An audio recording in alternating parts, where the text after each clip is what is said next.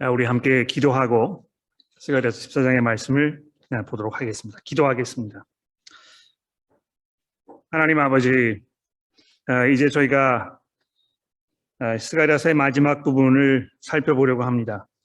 주께서 침묵하지 아니하시고 우리에게 말씀으로 찾아오시며 또 천지를 진동하셨던 그 하나님의 말씀이 오늘 이 시간에 저희들의 마음을 진동케 하여 주옵소서. 저희들의 마음을 녹여주시고 또 강건하게 하셔서 주의 백성답게 하나님을 소망하며 살 수 있도록 우리를 가르쳐 주시고 인도하여 주옵소서. 예수 그리스도의 이름으로 간절히 기도합니다. 아멘. 자, 스가랴서 마지막인 14장의 말씀을 통해서 우리에게 하시려는 하나님의 말씀을 들어보도록 하겠습니다. 지난 11주 동안 이 스가랴서의 말씀을 통해서 하나님의 백성, 그 택하시고 또 부르셨던 자기의 소유로 삼으신 그 백성을 향한 하나님의 그 열정에 대하여 우리가 살펴보았습니다. 얼마나 그 백성을 하나님께서 귀하게 여기시고 굽어 살피시며 또 보호하시고 인도하시고 마치 자신의 그 눈동자처럼 이렇게 지키시겠다고 아주 강력하게 선언하셨던 것을 우리가 살펴보았습니다. 근데 이제 스가랴서의 이러한 약속들을 우리가 생각해 보면 사실 우리의 마음이 약간 혼란스러워지기도 합니다.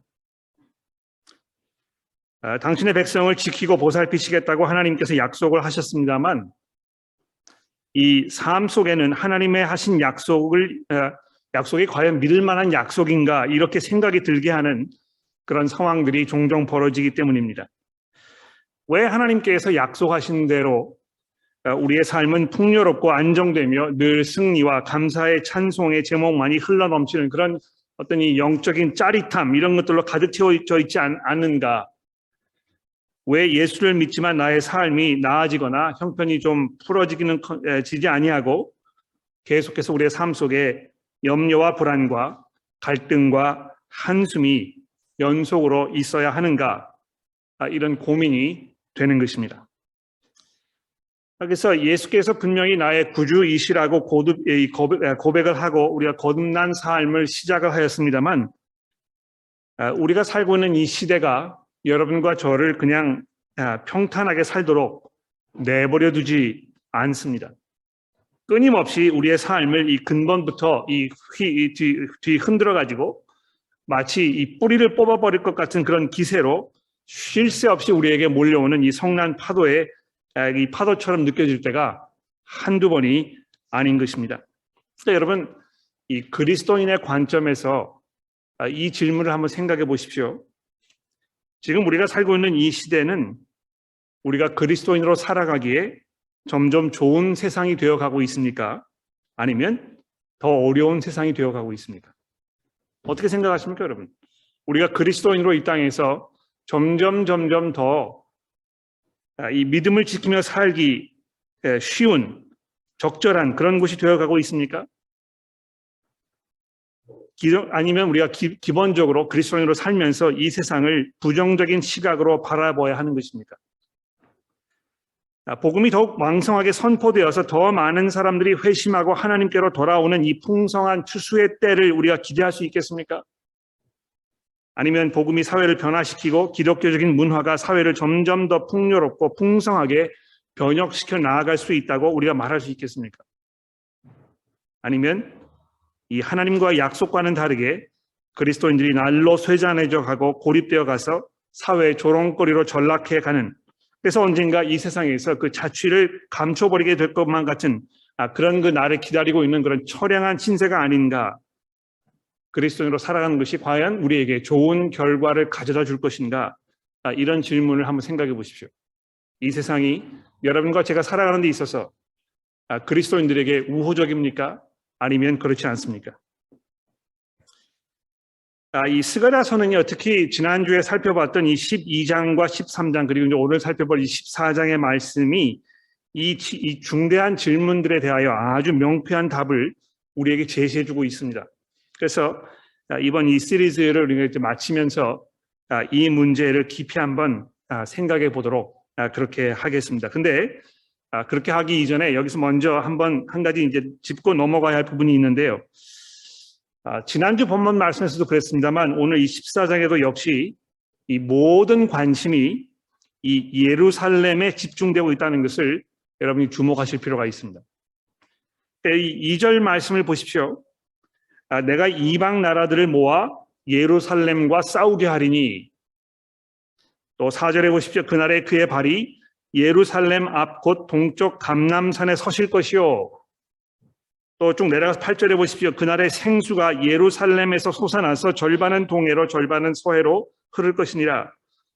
또 11절에 보십시오. 사람이 그 가운데 살며 다시는 저주가 있지 아니하리니 예루살렘이 평안히 서리로다 등등.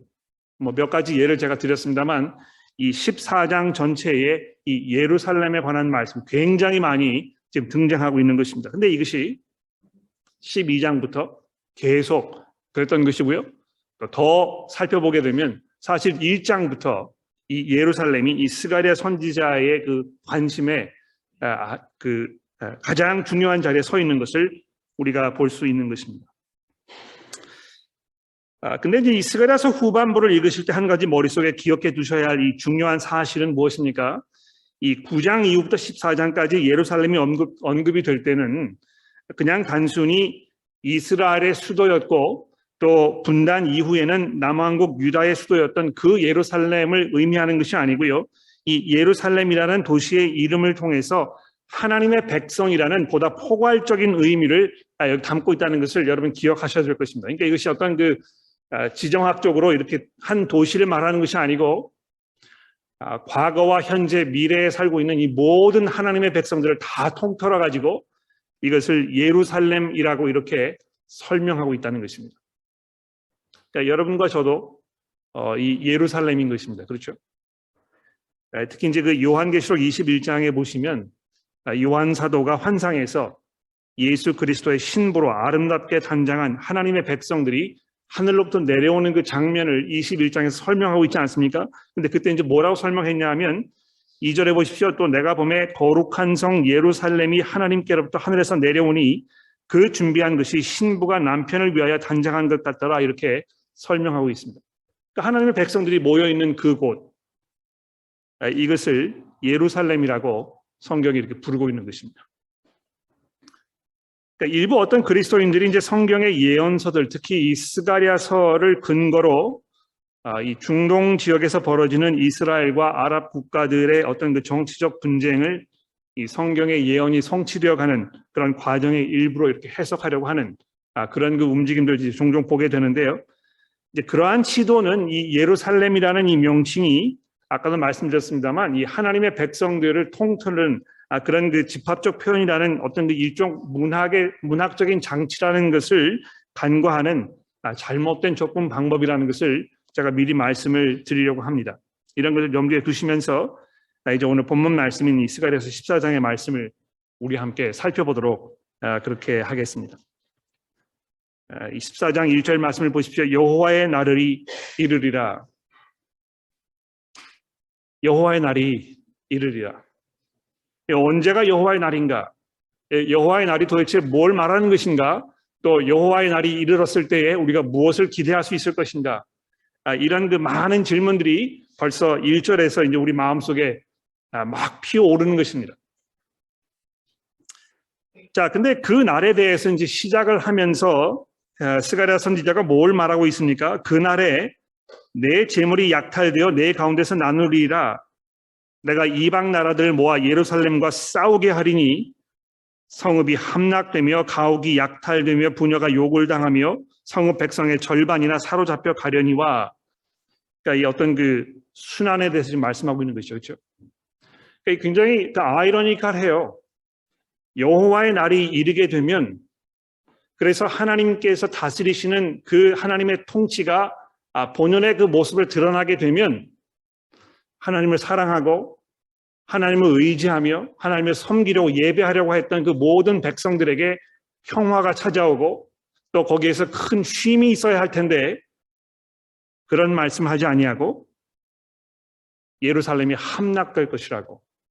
그래서 가옥이 약탈되며 부녀가 욕을 당하며 백성의 절반이나 사로잡혀 갈 것이라는 이런 그 일종의 절망적인 굉장히 부정적인 암울한 이런 이야기를 지금 스가랴 선지자가 하고 있습니다. 근데 이것보다 더 충격적인 사실은 무엇입니까? 2절 말씀해 보시면 내가 이방 나라들을 모아가지고 예루살렘을 공격하게 할 것이다.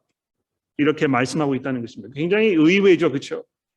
이 승리의 날, 정말 하나님의 그 다스림이 온 천하에 드러나서 모든 사람들이 하나님을 인정하게 되는, 그리고 하나님의 백성들이 거기에서 승리를 만끽하면서 하나님의 백성으로서의 본연의 모습을 누려야 하는 이 날인데, 그렇지 아니하고 일시적인 순환이 하나님의 백성들에게 몰아닥칠 것에 대하여 말씀하고 있다는 것입니다. 근데 여기 이제 여러분 한 가지 주목하셔야 할 것이 있는데요. 2절 마지막 절에 보시면 어떻게 되어 있습니까? 남은 백성은 성읍에서 끊어지지 아니할 것이다. 그러니까 이 굉장히 부정적이고 절망적인 이런 이야기들이 계속 연속이 되고 있는데, 그 맨 마지막에 이렇게 그 집중해서 읽지 아니하면 훅 지나가 버릴 아주 중요한 그 힌트가 여기 지금 던져지고 있는 것입니다. 남은 백성이 성읍에서 끊어지지는 않을 것이다. 바벨론에 의해서 예루살렘이 무너졌을 때 두 번의 어떤 그 끔찍한 사건이 있었습니다. 그렇죠? 그러니까 먼저 이 느부갓네살 왕이 이제 예루살렘을 쳐들어와 가지고 포위를 해서 항복을 받아내 가지고 예루살렘이 이제 함락되지 않았습니까? 근데 이제 그 성을 이렇게 함락시키면 이 정복군이 하는 일이 무엇입니까? 자기가 원하는 어떤 그 왕, 자기의 말을 잘 들을 왕, 이 왕을 이렇게 거기다 이제 앉혀가지고 자기의 꼭두각시를 이렇게 사용하는 거 아닙니까? 그래서 이 제데키야라는 그 왕을 이제 이 예루살렘에다가 이렇게 딱 왕으로 심어 놓은 것인데, 약 한 15년 정도가 지난 후에 이 왕이 반란을 일으켜가지고 바벨론 왕에게 다시 도전하는 이런 장면이 열왕기 하에 등장하게 되지 않습니까?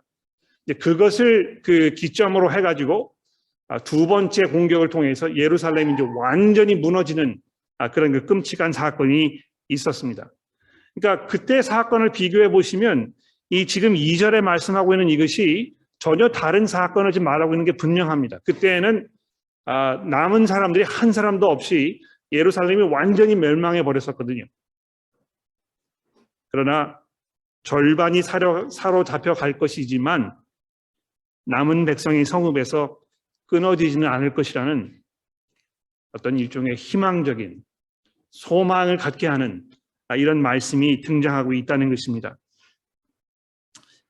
왜 이런 사건이 벌어지는 것입니까? 나중에 이제 우리가 이 본문 말씀 쭉 읽어 나가면 아시겠습니다만, 하나님께서 이방 나라들을 모아서 예루살렘과 싸우게 하시려는 그 이유가 분명한 것입니다. 그 이유가 무엇입니까? 그것을 통해서 그 나라들을 심판하시려고. 여러분 그 삼국지나 이런 거를 보면 아주 그 전략이 뛰어난 어떤 그 장군들이 이렇게 그 전략을 꾸미지 않습니까? 마치 패배한 것처럼.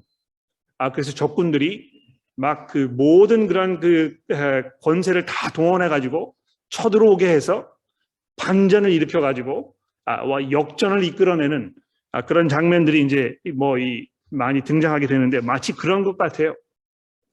모든 나라들이 하나님의 백성을 미워하고 하나님을 대적하려는 이 모든 나라들이 함께 모여서 마치 최후의 전쟁을 벌여가지고 이 땅에서 하나님에 대한 모든 흔적을 다 지워버리고 하나님의 백성들이 더 이상 이 세상에 존재하지 못하도록 이렇게 최후의 조치를 취하려고 지금 막 모여드는 이 사건,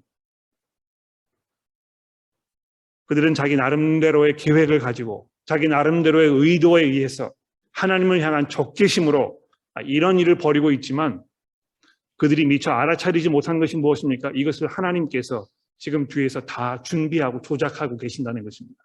왜 그렇습니까? 이제 그들을 심판하실 그때가 되었기 때문에. 그러니까 이것을 보시게 되면 지금 스가랴서의 이 말씀이 이 세상을 살고 있는 여러분과 제가 겪고 있는 우리의 현실에 대해서 아주 중요한 사실을 말씀하고 있어요. 무엇입니까? 지금 우리가 이 끊임없는 공격을 당하고 있다는 것입니다. 하나님을 대적하는 이방 나라들이 모여서 예루살렘을 쓰러뜨리려고, 즉 하나님의 백성들을 쓰러뜨리려고 안간 힘을 쓰면서 이 등등한 기세를 지금 앞세워 우리를 공격하고 있다는 것입니다. 자, 근데 어떻게 이게 되고 있습니까? 3절에 보십시오. 그때에 여호와께서 나가사 이방 나라들을 치시되 전쟁의 날에 싸운 것 같이 하시리라. 그러니까 이 성경에 보시면 하나님을 이제 우리 개역개정 성경에서 이제 만군의 여호와라 이제 이렇게 계속 번역을 해놓았는데, 이 만군의 여호와란 말이 무슨 말입니까? 100만 대군을 거느리고 계시는 이 장군이라는 말입니다. 그렇죠? 만군의 여호와. 그리고 하나님께서 그 군대들을 거느리시고 하나님의 적들과 이 싸우시는 그런 분으로 계속해서 우리에게 설명하고 있습니다. 그러니까 이 하나님을 믿고 의지하는 그 하나님의 백성들이 지금 무슨 삶을 기대할 수 있겠습니까? 하나님께서 싸우시는 그 전쟁에 참여해야 하는 그런 그 상황이라는 것입니다. 그래서 이 3절 말씀도 용사이신 여호와께서 그 예루살렘을 구원하시기 위하여 직접 진두지휘하시는 이런 장면에 대해서 지금 우리에게 설명하고 있는데, 이 4절의 말씀 좀 주목해 보십시오. 이제 이 말씀이 굉장히 중요한 말씀인데요. 그날에 그의 발이 예루살렘 앞 곧 동쪽 감람산에 서실 것이요. 감람산은 그 한가운데가 동서로 갈라져서 매우 큰 골짜기가 되어 산 절반은 북으로 절반은 남으로 옮기고 그 산 골짜기는 아셀까지 이르지라. 그러니까 이건 이제 이렇게 읽으시면 이게 도대체 무슨 말인가? 이게 지금 나의 신앙생활과 무슨 상관이 있는가? 이런 질문을 하실 것 같아요. 저도 고민을 많이 했습니다. 근데 한 가지 굉장히 중요한 그 힌트가 있습니다. 여러분 그 열왕기상 지금 뭐 찾아보지 않으셔도 되겠습니다. 나중에 적어두셨다가 집에 가서 한번 확인해 보십시오. 열왕기상 11장 6절과 7절 말씀에 보시면 지금 여기 그 4절에 등장하고 있는 예루살렘 앞 곧 동쪽 산, 여기에 대한 그 언급이 되어 있습니다. 근데 굉장히 재밌는 것은 이 지역이 솔로몬 왕이 타락해가지고 많은 이방 여인들과 결혼해서 이스라엘에다가 이제 우상을 막 이렇게 들여오지 않았습니까? 그랬는데 이 모압의 우상을 만들기 위해서 예루살렘 앞 산에 산당을 지었다는 것입니다. 이게 얼마나 어처구니 없는 상황인지 생각해 보세요. 지금 예루살렘에 이 온 세상의 유일하신 하나님이신 하나님의 그 성전을 자기 손으로 지어놓고 그 예루살렘 건너편에 있는 이 그 감람산 거기에다가 우상을 섬기기 위해서 산당을 지어놨다는 것입니다. 근데 이 4절에 말씀하고 있는 그날에 그의 발이 예루살렘 앞 곧 동쪽 감람산에 서실 것이요 하는 이것이 뭘 말하는 것이겠습니까? 또 그 감람산이 왜 가운데가 갈라져서 동서로 갈라져 매우 큰 골짜기가 되며 절반은 남으로 절반은 북으로 이 갈라져 버리는 이런 상황이 좀 벌어지겠습니까? 맞습니다. 여러분 짐작하신 대로 하나님의 심판이 이 우상 숭배하는 이 상황에 지금 장렬하고 있는 것입니다. 그렇죠? 그냥 내버려 두지 아니하시고 하나님께서 그 이방 사람들을 치시기 이전에 먼저 이 이스라엘 백성들 가운데 임하였던 이 우상 숭배를 다 제거해 버리시는 이런 상황에 대하여 말씀하고 있다는 것입니다. 그러므로 이 4절 마지막 절에 보시면 나의 하나님 여호와께서 곧 임하실 것이요 모든 거룩한 자들이 주와 함께 할 것이라고 선언하고 있습니다. 자, 근데 여기서 이제 그 중대한 질문은 언제 우리가 이 장면을 보게 될 것인가? 또 언제 하나님께서 지금 직접 이방 나라들을 치시기 위하여 언제 이 감람산에 발을 올려놓으실 것인가? 이 질문을 하지 않겠습니까? 결론부터 말씀드리면 이미 그 사건이 십자가를 통해서 완성되었다는 것입니다. 여러분과 저는 이 십자가의 승리와 예수님의 재림, 이 중간 시대를 지금 살고 있는 것입니다. 신약 성경을 우리가 잘 읽어보시게 되면 이 예수 그리스도의 이 십자가 사건에 대해서 이야기하면서 계속해서 우리에게 뭘 말씀해주고 있습니까? 바로 그 사건을 통하여 하나님께서 이 온 세상을 정리하시고 이 모든 죄악을 해결하시는, 그래서 이 새 하늘과 새 땅이 이루어질 수 있는 그 순간이 그때부터 시작이 된 것이라고 우리에게 아주 강력하게 선언하고 있지 않습니까? 그렇죠? 예수 믿는 사람들,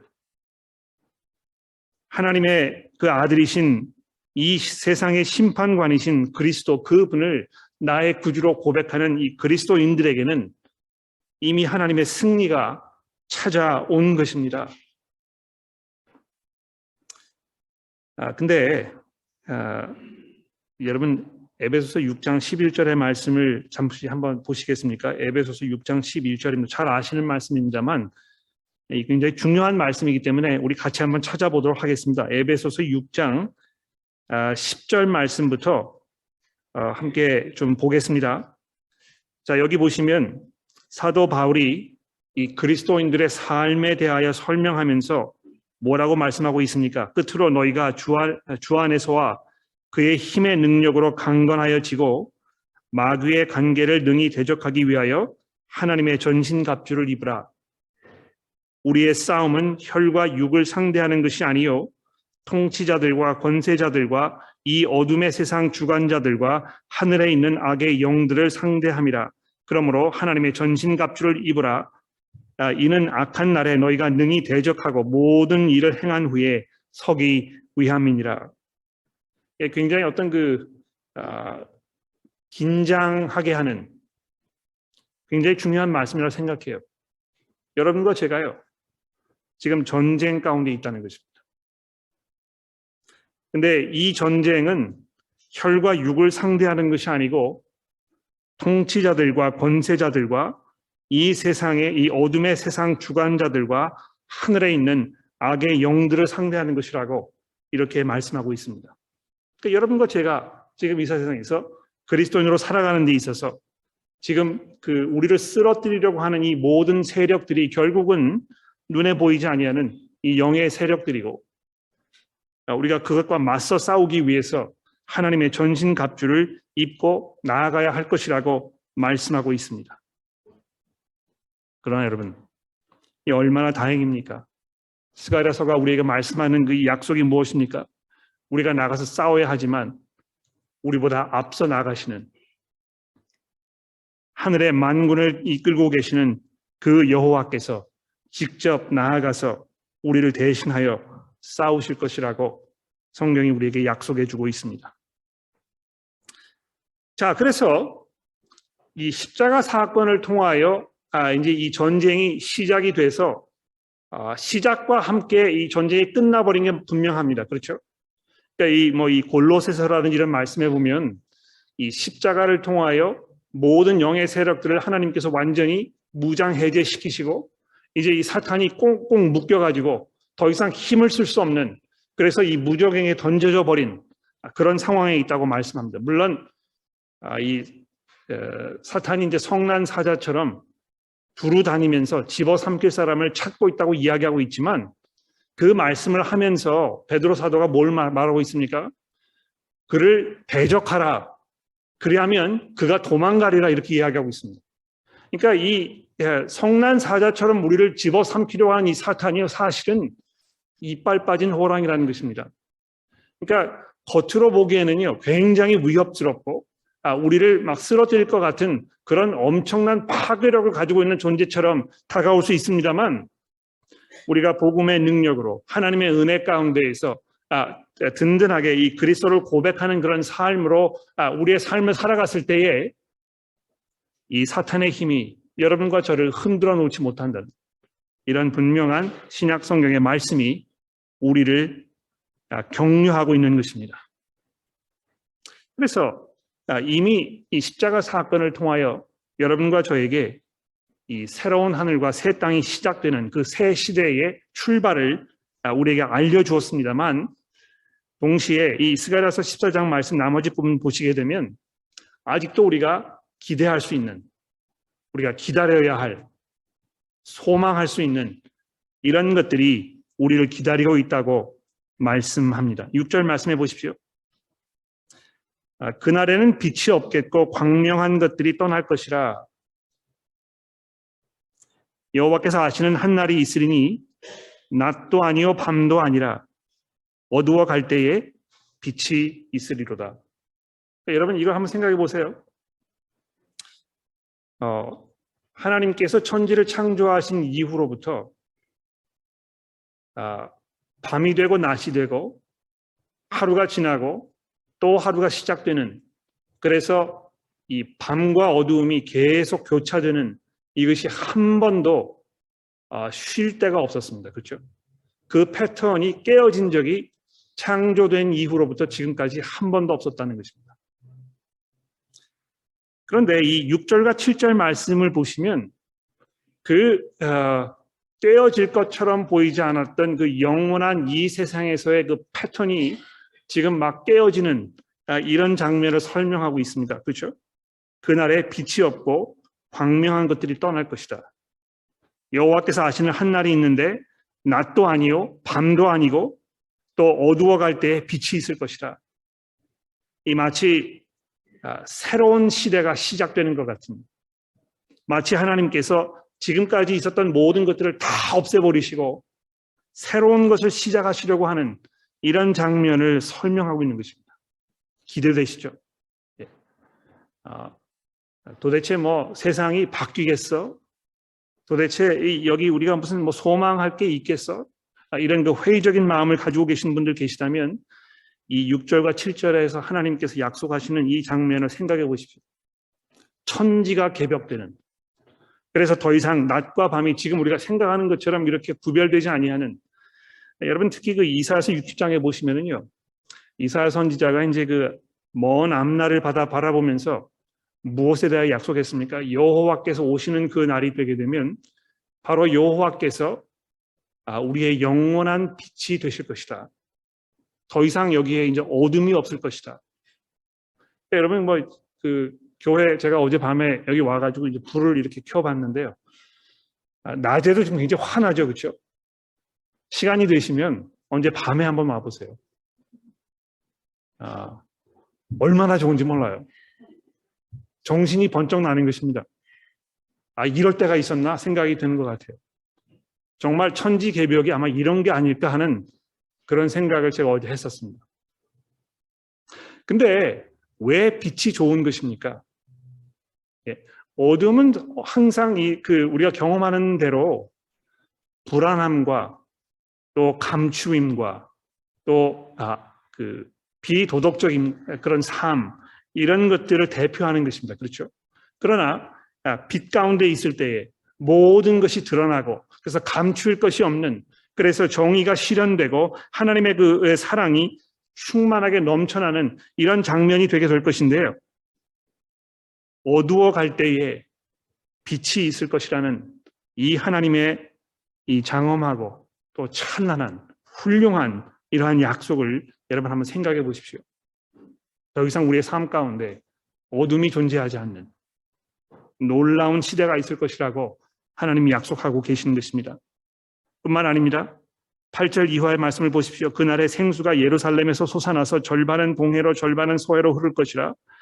여름에도 겨울에도 그러할 것이라. 온 땅이 아라바 같이 되어 게바에서 예루살렘 남쪽 림몬까지 이를 것이며 예루살렘이 높이 들려 그 본처에 있으리니 벤야민 문에서부터 천문 자리와 성 모퉁이 문까지 또 하나렐 망태부터 왕의 포도주 짜는 곳까지라.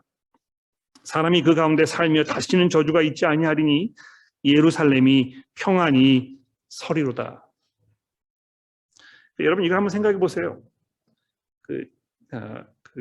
지리학적으로 보시게 되면 예루살렘이 이렇게 이제 있고요. 그 주변으로 뭐 기드론 밸리 이렇게 해가지고 산들이 이렇게 주변에 있지 않았습니까? 골짜기가 있었고 그랬는데요. 이 말씀에 의하면 10절에 보시면 온 땅이 아라바 같이 되되, 이게 아라바는 게 평지를 말하는 것입니다. 그렇죠? 온 땅이 평지같이 돼서 게바에서부터 남쪽 림몬까지 이를 것이라. 이제 이 게바로부터 림몬이라는 것은 이 유다의 온 땅을 말하는 것입니다. 근데 그 유다의 온 땅이 완전히 평평하게 되고요. 평평하게 됐을 뿐만이 아니고 더 중요한 것은 거기에서 그 중간에 이 예루살렘이 하늘로 높이 솟아 올라쳐가지고 모든 곳에서 바라보아도 이것이 예루살렘이라는 것을 아주 분명하게 알 수 있는 이런 그 놀라운 변화가 일어날 것이라고 말씀하고 있다는 것입니다. 그래서 거기에서 사람이 살며 다시는 저주가 있지 아니하리니 예루살렘이 평안히 설 것이다. 인류의 문명을 우리가 돌아보면 그 어떠한 도시도 영원히 남아있지 않았습니다. 한번 생각해 보세요. 예? 쓰러지지 아니하고 인류의 그 장구한 역사를 통해서 지금까지 그 모습을 유지해온 그런 도시가 있었습니까? 없습니다. 한 곳도 없습니다. 언젠가 우리가 살고 있는 이 시드니라는 이 도시도 멸망하게 될 것입니다. 뭐 얼마나 시간이 지날지 모르지만 먼 훗날 고고학자들이 이 유적을 파면서 여기 사람들이 이렇게 살았었구나, 그런 날이 올 것 같아요. 그러나 예루살렘은, 즉 하나님의 백성들은 멸망하지 아니하고 사라져버리지 아니하고 영원히 하나님의 그 은혜 가운데에서 높이 들려 그 찬란한 빛을 온 세상에 비추게 될 것이라고 우리에게 말씀해 주고 있습니다. 마지막 결론을 하나 말씀드리려고 하는데요. 여러분 그 16절에 보시면 지금까지 말씀드렸던 것보다 더 놀라운 사실 한 가지가 약속되고 있습니다. 16절에 보십시오.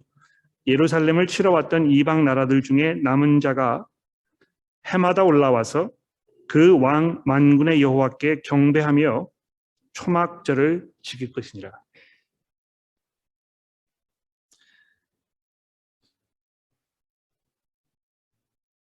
여러분과 저에 대한 이야기인 것 같아요. 그렇죠? 우리가 하나님의 약속 안에 있지 않았었습니다. 우리는 그 부르심을 받은 하나님의 백성들은 아니었습니다. 하나님께서 이스라엘 백성들과 계약을 맺으시고 그들을 하나님의 특별한 자녀들로 부르셨잖아요. 그런데 그 은혜 가운데 우리가 있지 아니하고 우리는 이방인으로서 그 밖에 있었던 것입니다. 하나님의 은혜를 우리가 누릴 만한 아무런 근거가 없었고요. 우리는 그저 하나님을 대적하면서 그냥 우리 마음대로 살도록 내버려 두셨으면 우리는 이방신을 섬기면서 하나님이 아닌 것을 하나님으로 착각하면서 그저 우리가 만들어낸 신을 섬기면서 우리의 욕심대로, 우리의 정욕대로 우리의 삶을 살았을 것입니다. 그러나 은혜가 풍성하신 하나님께서 여러분과 저를 거듭나게 하셔서 우리의 이 어리석음과 우리의 오만함과 우리의 이 영적 무지함으로부터 깨어나게 하셔서 하나님을 하나님으로 바라보게 하는 바로 그 분께서 이 세상의 유일하신 하나님이시며 이 온 세상을 창조하신 분이라는 것을 우리가 믿음으로 고백하고 그분께서 그의 아들 예수 그리스도를 이 땅에 보내셔서 우리로 하나님과 화해하도록 하셨다는 이 놀라운 복음을 우리가 믿음으로 받아들일 수 있도록 이렇게 바꾸신 것입니다. 그러니까 여러분과 제가 반란군에서 하나님의 연합군으로 이제 옮긴 것 아닙니까? 그렇죠? 우리가 이 자리에 이렇게 함께 모여서 하나님의 말씀을 듣고 또 하나님의 백성으로 서로 격려하며 우리의 삶을 사은 제사로 하나님께 드리겠다는 우리의 이러한 고백이 뭐 어떤 면에서는 그게 당연하고 또 뭐 그럴 수 있겠지 이렇게 대수롭지 않게 넘어갈 수 있을지 모르겠습니다만 이 스가랴서의 말씀을 우리가 비추어서 우리의 삶을 생각해 보았을 때 이것이 얼마나 놀라운 반절인가, 이것이 얼마나 놀라운 하나님의 은혜인가, 이런 것을 우리가 돌아보게 되는 것입니다. 이 하나님의 은혜가 아니었다면 우리는 하나님을 섬기기는커녕 계속해서 하나님을 반역하며 결국에는 하나님의 심판을 받아 마땅한 그러한 지경에 있었던 자들일 것이었습니다. 여기 그 여호와를 경배하며 초막절을 지킬 것이라 이렇게 되어 있는데요. 이제 그 뭐 17절 이하에도 보시면 이 초막절에 대해서 이제 계속 언급하고 있는데 이 초막절이라는 게 굉장히 중요한 것 같아요. 초막절이라는 것은 1년 농사를 짓고 맨 마지막에 추수를 다 해가지고 모든 곡식들이 이제 풍성하게 모아진 이후에 감사함으로 드리는 어떤 그 일종의 추수감사절과 같은 그러한 그 절기였습니다. 그렇죠? 근데 이방 사람들이 함께 이 추수감사하는 그 자리에 하나님을 경배하기 위하여 모여 있다는 이 말씀이 굉장히 의미가 있는 것 같아요. 그렇죠? 예수께서도 그렇게 말씀하셨잖아요. 곡식이 무르익어서 추수할 때가 되었다고. 이 추수할 사람들을 하나님께서 보내달라고 너희가 기도하라고 말씀하지 않았습니까? 그러니까 얼마나 이 온 세상에 이 하나님의 복음이 선포되어 그리스도께 돌아서기를 기다리고 있는 사람들이 있다는 것이죠. 여러분과 제가 이 세상에서 남은 시간 동안 뭘 해야 되겠습니까? 그리스도를 증거하고 여러분과 저처럼 더 이상 하나님을 대적하는 삶을 그만두고 예루살렘에 모여서 만왕의 왕이신 여호와께 경배하며 이 초막절의 이 절기에 모두 참여해야 되지 않겠습니까? 그리고 마지막으로 20절 말씀해 보십시오. 그날의 말방울에까지 여호와께 성결이라 기록될 것이라. 굉장히 재밌는 말씀인 것 같아요. 여러분 이 여호와께 성결이라 하는 이 말은 기억나시죠? 대제사장이 쓰고 있던 그 머리관 위에다가 적어놓던 그 문구입니다. 그렇죠? 근데 그 문구를 말방울에까지, 즉 예루살렘이라는 그 도시 안에 있는 여러 뭐 물건들, 사람들 얼마나 많이 있었겠습니까? 그런데 보잘것없는 하찮것없는 말방울 거기에까지 이 여호와의 성결이라는 이 문구가 기록될 것이라는 이 말씀은 뭘 말하는 것이겠습니까? 이 온 하나님의 백성이 온전하게 완전하게 부족함 없이 완벽한 성결을 이루는 그 놀라운 변화가 일어날 것에 대해서 우리에게 약속하고 있다는 것입니다. 지금의 제 삶을 돌아보아도 그렇고 아마 여러분도 그러실 것입니다. 우리는 완벽하지 아니하고 우리가 아직도 죄 가운데 살고 있고 죄와 싸워야 하고 때로 넘어지며 또 우리 가운데 실망과 눈물이 끊이지 않습니다. 우리가 그저 우리의 힘으로만 이 세상을 살아가고 있으면 분명히 우리는 넘어지고 실패할 것입니다. 그러나 여호와의 날이 완성되게 될 때, 즉 그리스도께서 이 땅에 다시 재림하여 하나님의 나라가 이 땅에 온전하게 완성되는 그 날, 여러분과 저는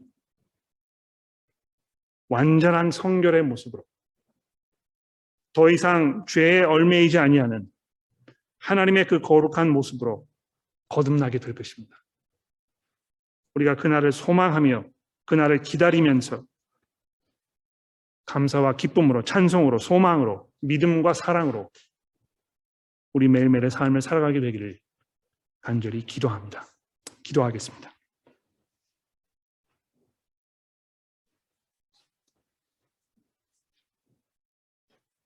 하나님 아버지, 지난 12주 동안의 시간을 거쳐서 이 온 세상을 향하신 하나님의 그 놀라운 청사진을 우리가 잠시 살펴보았습니다. 특히 스가랴서의 말씀이 지금 현재를 살아가고 있는 우리들에게 얼마나 큰 위로와 도전과 격려가 되는지 모릅니다. 하나님, 저희가 이 세상을 하나님의 관점으로 바라보게 하시고 우리가 겪고 있는 삶의 여러 어려운 점들과 또 도전되는 부분들을 주의 말씀의 시각으로 바라볼 수 있도록 도와주옵소서. 이것이 우리를 연단하시는, 그리고 이 세상을 심판하시는 하나님의 그 방법임을 기억하게 하셔서 우리가 낙심하지 아니하며 오히려 몸에 전신갑주를 입고 하나님의 싸우시는 그 싸움에 우리가 적극 참여하여 마지막 그 승리의 날에 승전가를 부르는 놀라운 은혜가 우리 가운데 있도록 하나님의 저희를 도와주옵소서. 예수 그리스도의 이름으로 간절히 기도합니다.